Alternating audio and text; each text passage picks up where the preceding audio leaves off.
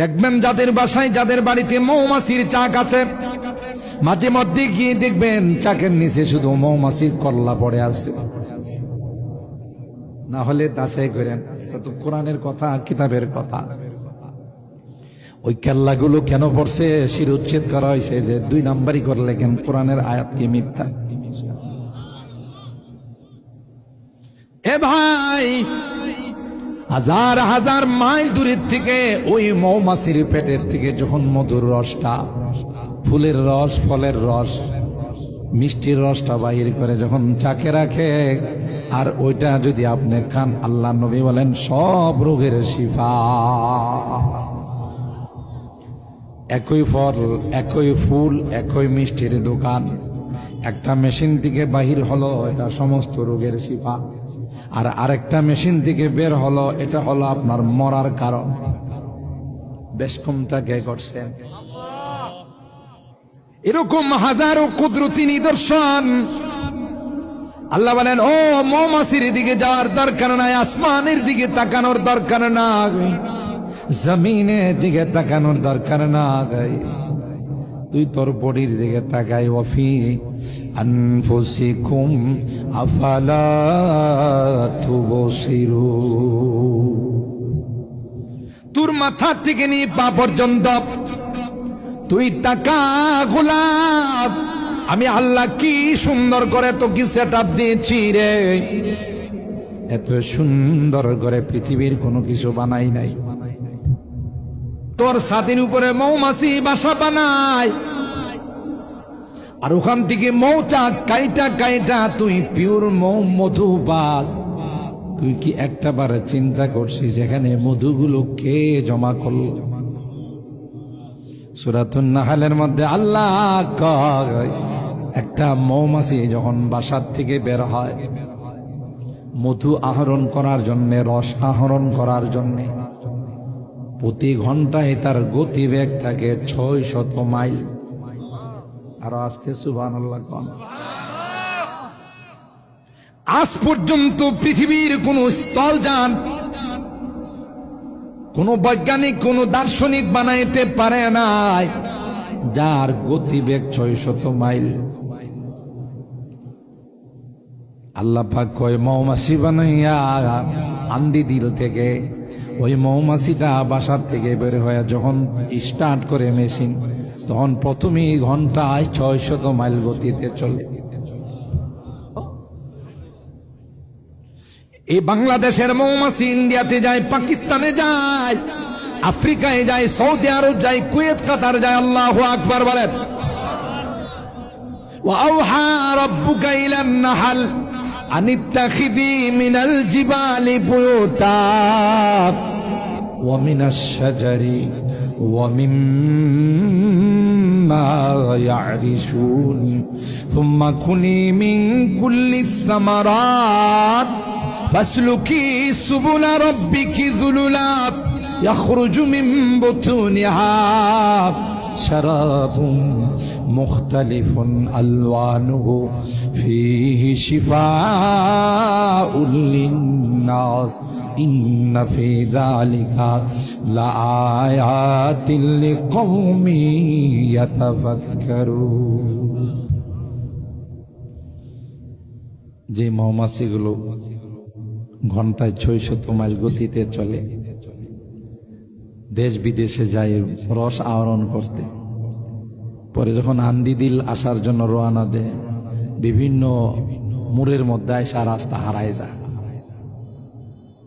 কি বলেন? কোনদিন কি কোন মোড়ের মধ্যে ট্রাফিকরা এসে জিজ্ঞাসা করছে, ভাই আমি তো ব্রাহ্মণবাড়িয়ার আন্দি দিলে যাব, আমার বাসা ওখানে, আমি তো বিশ্ব রোডে এসে রাস্তা হারাই গেছিলাম, কি সিলেটের দিকে যাব না আশুগঞ্জের দিকে যাব? জিজ্ঞাসা করে। আল্লাহ কয় তোমাদের বিমান চালায় পাইলট, ক্রু পাইলট, যারা বিমান চালায় এরা তো একটা নকশাকে, ম্যাপকে দেখে দেখে চালায়। বাংলাদেশ থেকে বিমানটা ওড়াল দেয়, সৌদি আরব যায়, কুয়েত, কাতার যায়, আমেরিকা যায়, লন্ডন যায়। এটার ম্যাপে কিন্তু তাকে বলে দিচ্ছে কোন দিকে যাইতে হবে, কোথায় কি করতে হবে। কয় তোমার দেশের বিমান যিনি চালায় পাইলট তার ম্যাপকে অনুসরণ করে এক জায়গা থেকে আরেক জায়গায় যায়, কিন্তু আমার মৌমাছি কোন কারিগরি বিশ্ববিদ্যালয়ে লেখাপড়া করছে? টেকনিক্যালের ছাত্র, বুয়েটের ছাত্র, রুয়েটের ছাত্র, কার টেকনিক্যালে লেখাপড়া করছে? আল্লাহ বলেন মৌমাছিটা তার সামনে নকশা নিয়ে যখন উড়াল দেয় সুজা তার বাসায় চলে আসে। সুবহানাল্লাহ। তুমি কেন চিন্তা করো না, একই মিষ্টির দোকানে দুই রকমের পোকা দেখবা, একটা দেখবা মৌমাছি আর একটা দেখবা ভীমরুল। দুইটা কিন্তু মাতৃভান্ডার থেকে রস খায়, দুইটাই কিন্তু বিভিন্ন গাছগাছালির ফুলের রস খায়। একটার মেশিন থেকে বের হয়, এটা যদি তোমার গায়ে পুশ করে তুমি মারা যাও, আরেকটার মেশিন থেকে বের হয়, আল্লাহ বলেন এটার মধ্যে আমি আল্লাহ তোমার সমস্ত রোগের শিফা রেখে দিলাম। একই রস, ফল ফুলের মিষ্টি,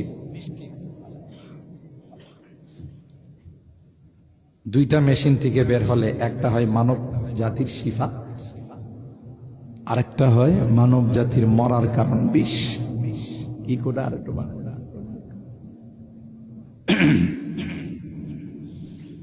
আল্লাহ আল্লাহ আল্লাহ কই এগুলো তুই চিন্তা করিস না বান্দা, তোরকে আমি বলছি মাসে মাসে বিল দে, তোর কাছে কি আমি টাকা চাইছি? তুই পল্লী বিদ্যুৎ ব্যবহার করিস, পিডিবি ব্যবহার করিস, এক মাসের বিল আটকায় গেলে পরের মাসে এসে লাইন কাটতে দিয়া যা। কই নামাজ পড়িস নাই, আমি তো তোর রিজিক বন্ধ করি নাই, রিজিক কাটি নাই। তুই আমার নাফরমানি করিস, আমি কোনোদিন বিরক্ত হয়ে তোকে শাস্তি দেই নাই। তুই আমার কত নাফরমানি করলি, সুদ খাস, ঘুষ খাস, হারাম খাস, বেপরদায় চলিস, বলেও তুই নামাজ পড়িস না, তাও তো আমি তোর কোনো লাইন কাট আপ করি না। ঠিক না বেঠিক? তুই কি আমার দুইটা সেজদা দিতেও পারিস না, নিমক খারাম কথা কারাম। তুই সিজদায় যখন পড়ে যাবি, সিজদা দিতে দেরি হয়, সমস্ত নিয়ামতের শুকরিয়া আদায় হতে দেরি হয়। আল্লাহ বলেন পিওর মধু তোমার জন্য মধুর চাকে রেখে দিলাম। ওই মৌমাছি যখন মধু নির চাকের মধ্যে জমা করতে যায়, মধু রাখার আগে কয়েকটা কড়া চেকিং হয়, চেকপোস্ট বসানো আছে। যারা চেকার চেক করে চেকপোস্টের মধ্যে, ওরা ভালো করে যাচাই করে মধুটা এক নাম্বার না ভেজাল। যদি কোনো কারণে মৌমাছির চেকপোস্টের মধ্যে মধুটা ভেজাল ধরা পড়ে, সাথে সাথে রানীর কাছে নিয়ে যায় ইয়াসুবুন নাহার, যিনি এ মৌমাছিদের নেত্রী রানী, তার নাম হলো ইয়াসুবুন নাহাল। গিয়ে বলে ম্যাডাম, এই যে শয়তানে মুনাফিকি করছে, এক নাম্বার মধু নিয়ে আসায় আমাদের চেকে ধরা পড়ছে 2 নাম্বার মধু। রানী তখন বলে কি করলি? তুই জানিস না কোরআনে যে আল্লাহ আমার মধুর প্রশংসা করছে? কোরআনে আল্লাহ বলেন ইয়াখরুজু মিন বুতুনিহা শারাবুম মুখতালিফুন আলওয়ানুহু ফীহি শিফাউল লিন্নাস। কেন ভেজাল করলি? তখন মনে হয় নেত্রীরে কয়েক লাখ টাকার বান্ডিল দিলে বলে ঠিক আছে তোর বিষয়টা পরে দেখবো, এখন থাক। কথা কয় না। যেমন আমাদেরকে যদি কিছু টাকা দেওয়া হয় তখন বিচার আচার কিন্তু 2 নাম্বারই হয়ে যায়। কথা কয় না। আপনাদের আন্দি দিলে নাই, অন্য অন্য এলাকায় আছে, দরবার শানি যখন হয় তখন মাতবর সাহেবকে যদি কয়েকটা বান্ডিল দেওয়া যায়, কয়েকটা নোট যদি ধরাই দেওয়া যায়, তাইলে কিন্তু মাতবর সাহেবের পরের দিনের সুর আর আগের দিনের মতো থাকে না। ঠিক না বেটি? ইয়াসুবুন নাহার মৌমাছির নেত্রীরে যদি বলে ম্যাডাম বেনারসি